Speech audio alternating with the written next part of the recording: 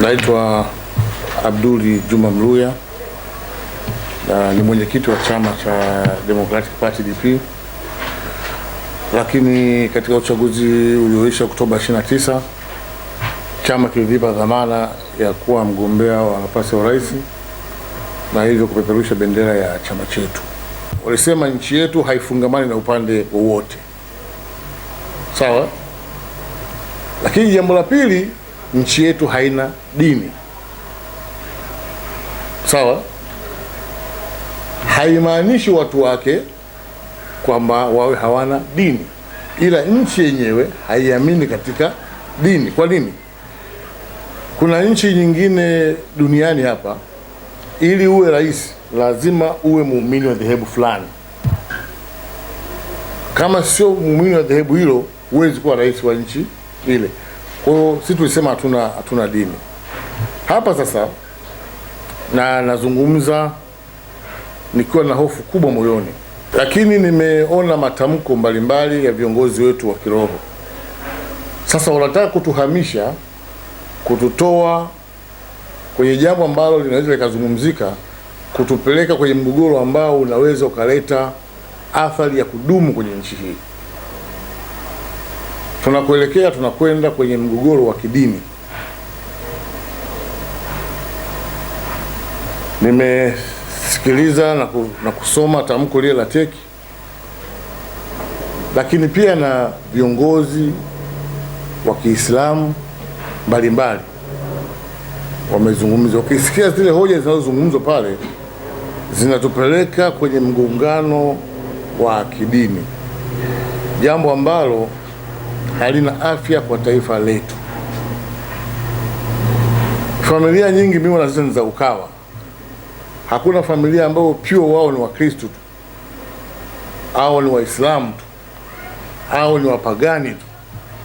Zote tumekutana aidha kukuoleana ama kwa namna yote iwayo, mradi mnakuwa ndugu ambao mnaishi katika imani tofauti na bado tunaheshimiana na kuthaminiana. Nilidhani viongozi wa kidini wangejiweka mbali na swala hili, kupisha mchakato huu wa kwenda kwenye meza ya mazungumzo ili kuondoa mkwamo. Wao wawe watu wa mwisho, ikibidi wawe wasimamizi wa mchakato huu, lakini wasiwe sehemu ya huu mchakato. Ukisikiliza huko mitaani, mapokeo ya waumini yanatisha sana baada ya kusikia kauli za viongozi wao.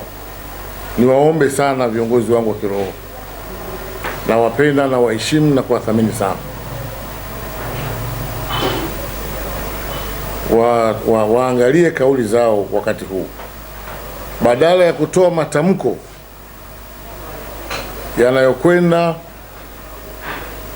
kuongeza chachu ama hasira kwa wananchi.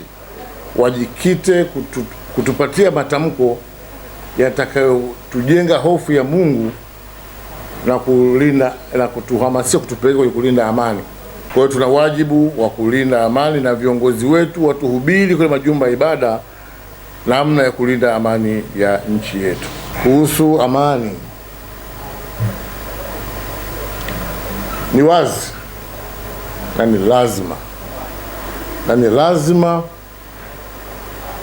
kila raia awe na wajibu wa kutunza amani ya nchi yetu.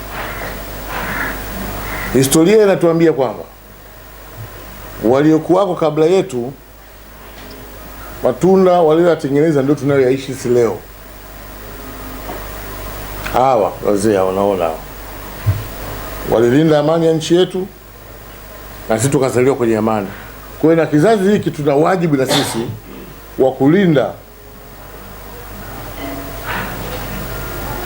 amani na kuandika mengine kwenye kupendeza, ili watoto wetu na wajukuu wetu na wao waje waone kwamba tulichokirithi tulikiishi, tukakitunza, tukakilinda. Kwa hiyo kila raia ana wajibu wa kulinda amani ya nchi yetu. Ni waase wanasiasa wenzangu, waase viongozi wetu wa kidini, tuepuke kutoa kauli ambazo zinaweza kuhatarisha ama kuvunja amani tuliyonayo, bali tuhamasishe amani. Nimeona kwenye mikutano ya uchaguzi karibu wagombea wote walikuwa wanahamasisha amani. Huo ndio wajibu wetu, tuhamasishe amani. Familia zetu tunapogongana tunakaa kwenye meza mazungumzo. Kwa hiyo vijana wana majukwaa mengi sana ya kuzungumza, watumie majukwaa yao kupeleka ajenda zao. Waase vijana watumie majukwaa yao badala ya njia ambayo wanaitumia ya kutafuta amani, kutafuta haki kwa njia ya kuvunja amani. Huwezi kuvunja amani ukaipata amani, huwezi kuvunja amani ukaipata haki. Haki inapatikana kwenye amani na amani inapatikana kwenye haki. Huo ndio msingi wa utulivu. Nitume salamu kwa msajili wa vyama vya siasa, haraka iwezekanavyo aitishe baraza la vyama vya siasa mara baada ya uchaguzi huu kupita, baraza likatathmini na kuzungumza kuhusu amani.